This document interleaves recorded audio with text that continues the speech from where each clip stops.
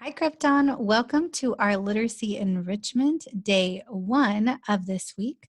So, for your CJ, you are writing non count nouns and identifying nouns and adjectives. Whew, that's a lot.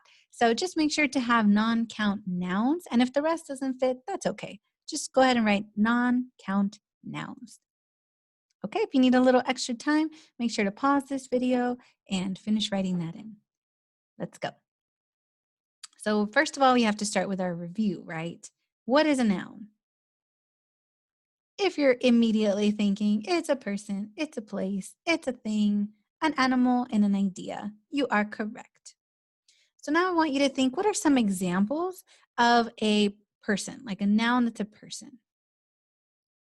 Let's see if you thought of the same ones that I have here.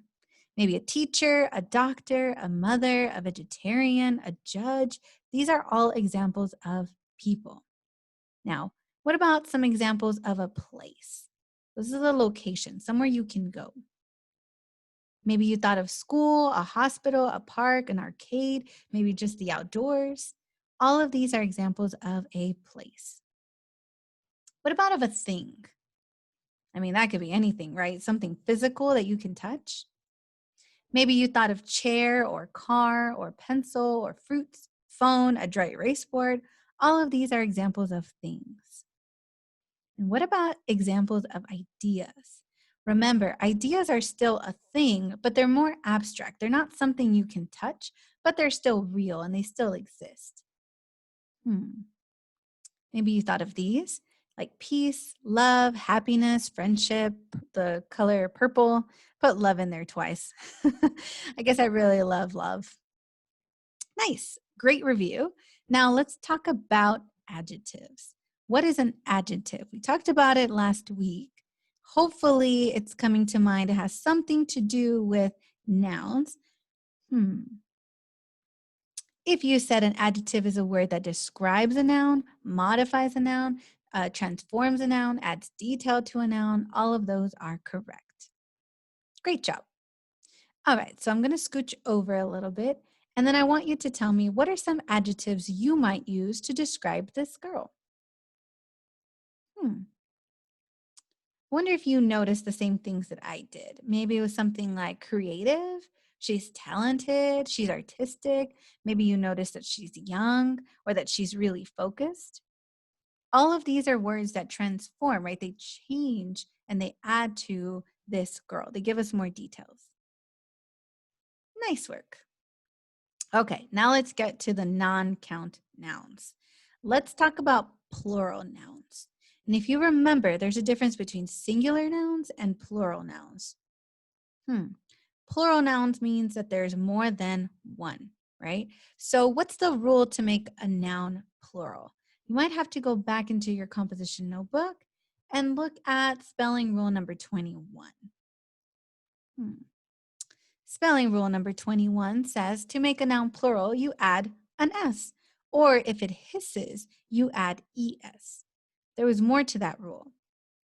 Some nouns have no change or they have an irregular spelling.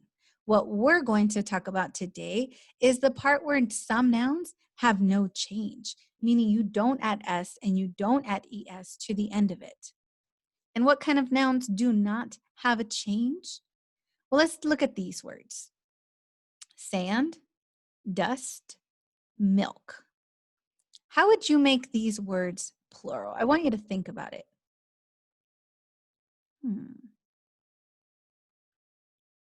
Now, I want you to think, does it make sense to say one sand, two sand, three sands if I add S at the end?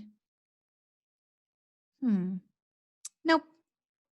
Can you count sand? I want you to look at this person who's trying to count sand. No, it would be impossible. And why do you think it's impossible? Because there's too much of it and it's too tiny. We have tiny little grains of sand. It would just be impossible. It would take us more than our lifetime. What about dust?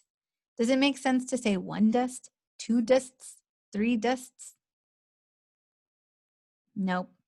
Kind of the same thing, right? Can you count dust? No, it would be impossible. And why is it impossible? Because there's too much of it and it's too tiny. They're little particles. They're too tiny. What about milk? Can you say one milk, two milks, three milks? Nope. I know it kind of seems tricky because it looks like there's three milks, right? But it's not three milks, it's 3 cups of milk. See how we changed it a little bit? So we can't count milk. It would be impossible to count milk. And it's impossible because it's a liquid. So we know that sand, dust, and milk are all examples of non-count nouns. Non-count nouns means we can't count them. So what could you say instead? Well, you could say cups, bags, particles. So you could say cups of milk, bags of sand, particles of dust. That's where you can add the plural, but you have to add a word in front of it. Let's talk about that word. So non-count nouns, say that 3 times fast. Non-count nouns are measured. They're not counted. If you want to say how much there is of it, you need to use a measurement word. And I want you to think, what are some measurement words that you know? Maybe some are coming to mind from last year about like capacity and thinking about those words. So maybe you thought of centimeter, gallon, an acre. Maybe you thought of ounces or a dash or feet. Yep, all of those are measurement words. And we basically figured out since non-count nouns can't be counted, you can't make them plural by adding s or es. You have to do something else. So for sand, dust, and milk, we need to add a measurement word in front of it. Kind of like what we did a little earlier is we added bags of sand, we said particles of dust, and we said cups of milk. That's how we made them plural. I want you to think, are there any words you know that are non-count nouns or non-count words? Think about those liquids. Those are really good ones. All right. Thank you so much for listening, Krypton. Go complete Literacy Enrichment Day 1 titled Non-Count Nouns. All right. I'll see you in the next class. Bye.